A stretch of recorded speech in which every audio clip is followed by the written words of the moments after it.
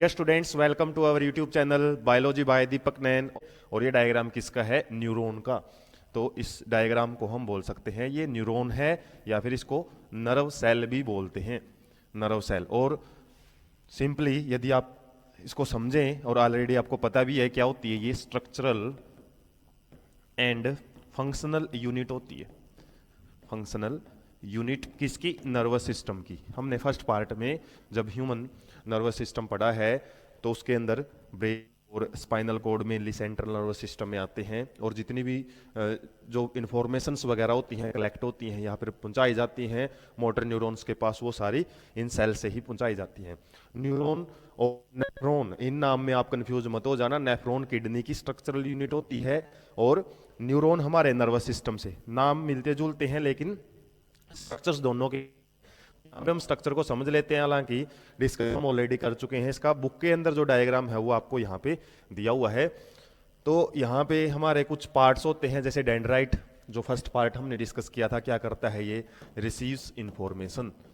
ये जितने भी सिग्नल्स हैं वो रिसीव करता है। एक न्यूरॉन के अंदर जो सिग्नल आते हैं ना बाहर से, या फिर वो किसी भी जगह से आ सकते हैं, ये हम बोल सकते हैं फ्रॉम सेंस ऑर्गन से भी आ सकते हैं, सेंस ऑर्गन, या फिर फ्रॉम ब्रेन, चाहे ब्रेन से सिग्नल आने हो, क्योंकि ब्रेन जब सिग्नल भेजता है मोटर पार्ट्स के पास वो भी डेंड्राइट्स के जरिए ही आते हैं। और जब ये सिग्नल्स किसी सेंसरी ऑर्गन से लेती है तो वो सिग्नल भी इस सेल के अंदर डेंड्राइट से ही आएंगे। तो जितनी भी डेंड्राइट्स हैं, यहाँ से सिग्नल्स हैं, उनको रिसीव किया जाता है। दो टाइप से रिसीव कर सकते हैं।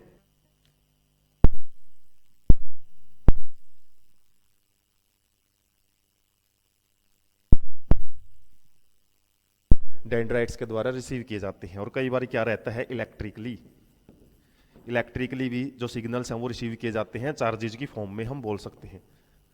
चार्जेज की फॉर्म में जो सिग्नल्स हैं उनको रिसीव किया जाता है।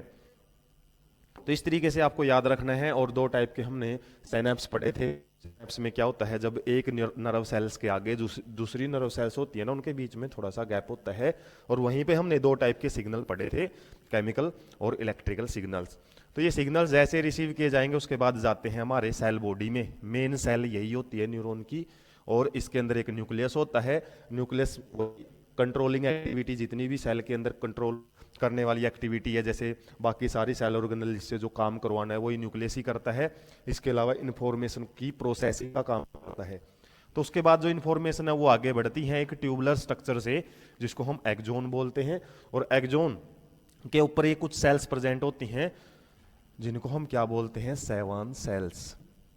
सेवान सेल्स होती हैं। और सेवान सेल्स के जो कुछ कुछ जगह पे आपको दिए हुए हैं, ये क्या है? इनके सेवान सेल के न्यूक्लियस हैं।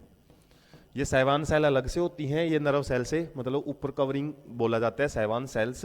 और सेवान सेल्स जहां जहां पे नहीं होती, मतलब एक सेवान सेल से दूसरी सेवान सेल शुरू हो जाती है, तो उसको हम बोलते हैं नोड्स ऑफ रेनवियर।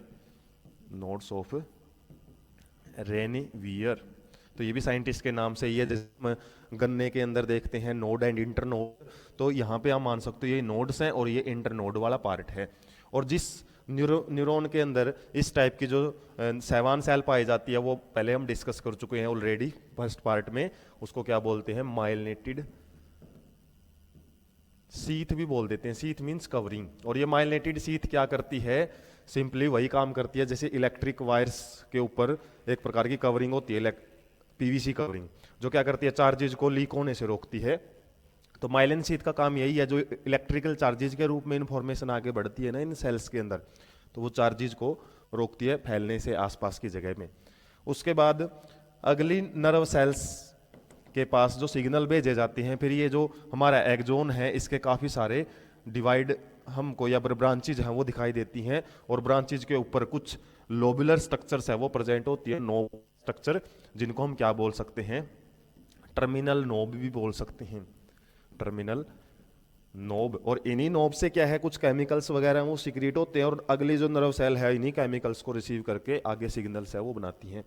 तो इस डायग्राम में मेनली आपको याद रखना है, यदि आपसे पूछ लिया जाए डायरेक्शन ऑफ इंफॉर्मेशन क्या होती है, डायरेक्शन मतलब किस डायरेक्शन वो बढ़ते हैं सिग्नल, तो सिंपली वो डेंड्राइट से रिसीव किए जाते हैं और एक्सोन से आगे की तरफ बढ़ते हुए टर्मिनल नोब से नेक्स्ट नर्व सेल्स के पास पहुंचा दिए जाते हैं।